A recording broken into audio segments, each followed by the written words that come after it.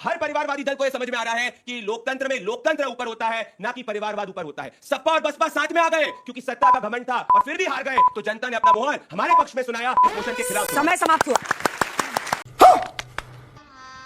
गजब बेइज्जती है।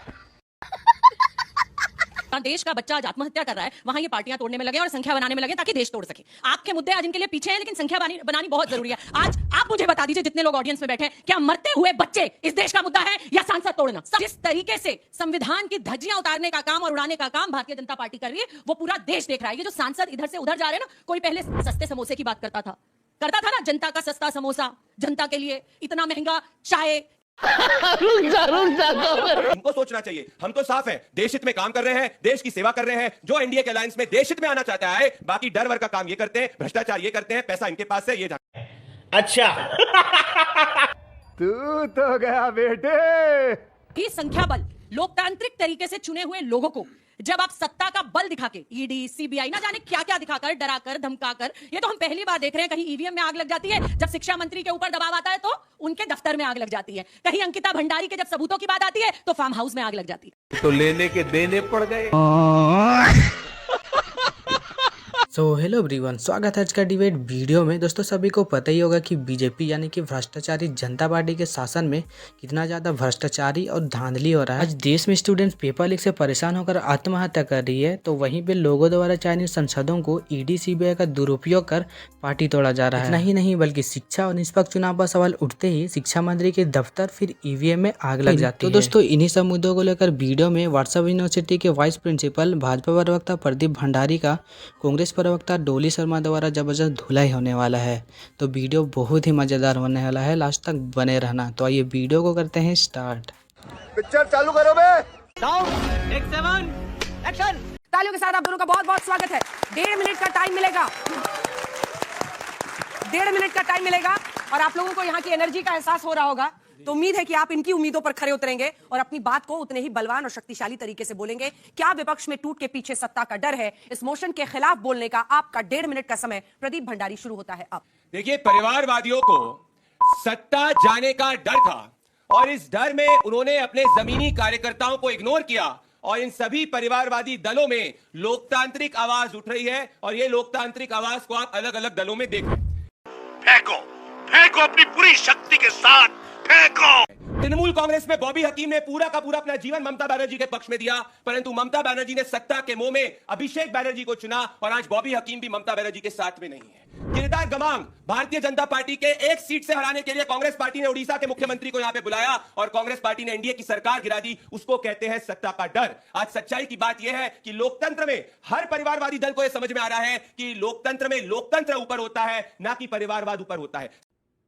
राजा जी, सपा और बसपा साथ में आ गए क्योंकि सत्ता का घमंड था और फिर भी हार गए, तो जनता ने अपना मोहर हमारे पक्ष में सुनाया, इस मोशन के खिलाफ। समय समाप्त हुआ।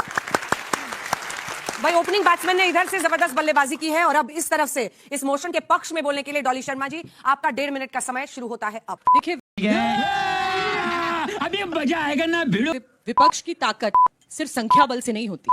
विपक्ष की ताकत होती है जनता की आवाज को उठाना, जैसे किसानों के मुद्दे, महिलाओं के मुद्दे, जैसे आज नीट, सीबीएसई, सीयूईटी, भर्ती घोटाले, ये जो लगातार जिनसे जनता, आम नागरिक, युवा इस देश का दुखी है, वो विपक्ष की ताकत होता है। और वही संख्या बल, लोकतांत्रिक तरीके से चुने हुए लोगों को जब आप सत्ता का बल दिखा के, ईडी, सीबीआई, ना जाने क्या क्या दिखाकर, डराकर, धमकाकर, ये तो हम पहली बार देख रहे हैं। कहीं ईवीएम में आग लग जाती है, जब शिक्षा मंत्री के ऊपर दबाव आता है तो उनके दफ्तर में आग लग जाती है। कहीं अंकिता भंडारी के जब सबूतों की बात आती है तो फार्म हाउस में आग लग जाती है। अरे बाप रे, ये तो धोती खोल रहा है। लगातार हम ये देखते हुए आ रहे हैं कि जिस तरीके से संविधान की धज्जियां उतारने का काम और उड़ाने का काम भारतीय जनता पार्टी कर रही है, वो पूरा देश देख रहा है। ये जो सांसद इधर से उधर जा रहे हैं ना, कोई पहले सस्ते समोसे की बात करता था ना, जनता का सस्ता समोसा, जनता के लिए इतना महंगा चाय, इतना महंगा ना जाने क्या क्या। आज मलाई चाटने उधर पहुंच गए, जनता जाए भाड़ में। एक ट्वीट, एक शब्द किसी ने नहीं सुना उनके मुंह से नीट के बच्चों के लिए, उन आत्महत्या करते बच्चों के लिए, उन परिवारों के लिए। 22 लाख 18 लाख बच्चे नहीं, करोड़ों परिवार हैं जो आज देश में सफर कर रहे हैं। समय समाप्त हुआ। जबरदस्त। शाबाश बेटा, बहुत बढ़िया मुन्ना। भाई दोनों ओपनिंग बल्लेबाजों ने जो आज पारी खेली है, चलिए अपनी अपनी जगह पर बैठ जाइए। कुछ सवाल पूछना है क्या? आइए आइए, आगे आगे आगे आ गया, मन में सवाल आ गया है ताऊ के मन में आ गया। आ जाइए, जल्दी आ जाइए। आप लोग मुद्दे पे ही रहें, पर क्या है कि लोकतंत्र का पूरा मजाक बना दिया है। मेरा दोनों तरफ से सवाल है कि ये अद्भुत चीज नहीं है जो हो रहा है, कुछ भी आईपीएल में भी प्लेयर ट्रांसफर होता है, पर हमको मालूम होता है कितने में हुआ। यहाँ पे जो है, मैं मानता हूँ कि ये सब अंतरात्मा की आवाज सुनकर ही गए हैं। मैं ये मानता हूँ अंतरात्मा की आवाज सुनकर ही गए होंगे लोग, लेकिन कुछ लोग कहते हैं 15, कुछ लोग कहते हैं 50। तो जनता को सिर्फ ये जानने का अधिकार है कि रेट क्या है, जीएसटी कितना है, फ्लाइट के जो चार्टर्ड प्लेन है वो किसके बिल में जाएगा, क्रेता के विक्रेता के। इस तरह की जो सूचना है, पारदर्शिता जो है वो डेमोक्रेसी का एसेंस है। हमको पारदर्शिता के लिए जो भी लड़ाई लड़नी पड़े वो हमें लड़नी ही चाहिए। ये बड़ी अच्छी बात कही आप।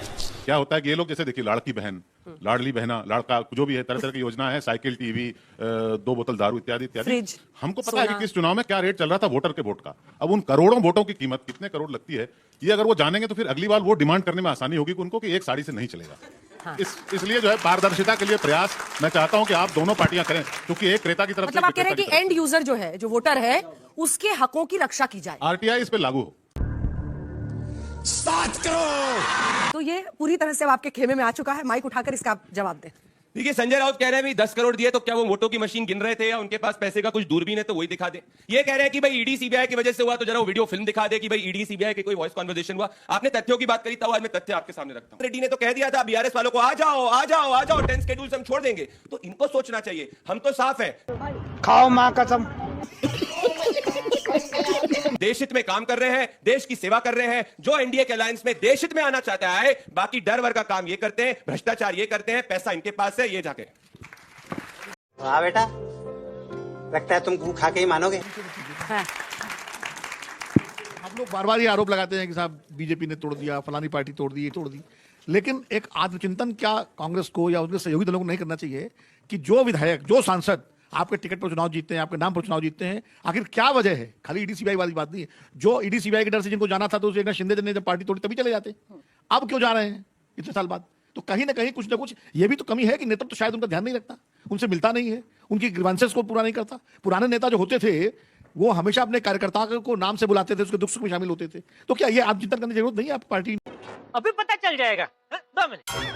नेतृत्व को सर देखिए, मुझे लगता है आत्मचिंतन करने की हर किसी को आज जरूरत है, सरकार को भी जरूरत। जहां देश का बच्चा आज आत्महत्या कर रहा है, वहां ये पार्टियां तोड़ने में लगे और संख्या बनाने में लगे ताकि देश तोड़ सके। आपके मुद्दे आज इनके लिए पीछे हैं, लेकिन संख्या बनानी बहुत जरूरी है। आज आप मुझे बता दीजिए, जितने लोग ऑडियंस में बैठे हैं, क्या मरते हुए बच्चे इस देश का मुद्दा है या सांसद तोड़ना?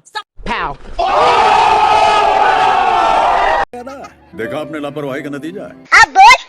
सबसे पहली बात आप मुझे बताइए, मरते हुए बच्चे मुद्दा है, मरते हुए बच्चे मुद्दा है। कांग्रेस पार्टी ने एनडीए की एक वोट से सरकार मरते हुए बच्चे मुद्दा वाली बात करते हैं, रेवंत रेड्डी तोड़ने वाली बात करते हैं, बीआरएस की पूरी पार्टी जो है कांग्रेस में मिलाने की बात कर रहे हैं। आप छूटे हुए लोग हैं, खुद तोड़ने की बात करते हो, दूसरे पे ब्लेम कर रहे हैं। अपने घर की लड़ाई को घर में सुलझाइए। प्रदीप भंडारी जी, मैं नाम पढ़ देती हूँ और नाम पढ़ के मुझे बताना कि ये जो बच्चे हैं ना, जिन्होंने आत्महत्या की है और जिनके बच्चे आज उनके परिवार जो रो रहे हैं, उनका आपको दर्द नहीं होता? मैं बता देती हूँ, मुझे नाम याद है। शर्म करो शर्म। आकांक्षा, मुझे नाम याद है। हम पीड़ा में उनके साथ में, परंतु आप उस पर राजनीति वोट मत करिए, आप उस पर राजनीति मत करिए। टेलीग्राम की आप बात कर रहे थे, टेलीग्राम के ऊपर राजनीति करी, दिल्ली हाईकोर्ट ने अपील किया कि टेलीग्राम के माध्यम से लीक हो रहा था। आप अफसर ढूंढ रहे हैं कि लीक हो जाए, आपकी राजनीति बच्चों में चमका दे। आप अगर राजनीतिक बात करिए तो मैं राजनीतिक जवाब दूंगा। आप तोड़ रही है, हैदराबाद में कांग्रेस तोड़ रही है, सपा को कांग्रेस तोड़ रही है, बसपा को कांग्रेस तोड़ रही है, कांग्रेस तोड़ रही है, बसपा को कांग्रेस तोड़ रही है। कोई सेंस है इस बात की? हमें बहुत लग रही थी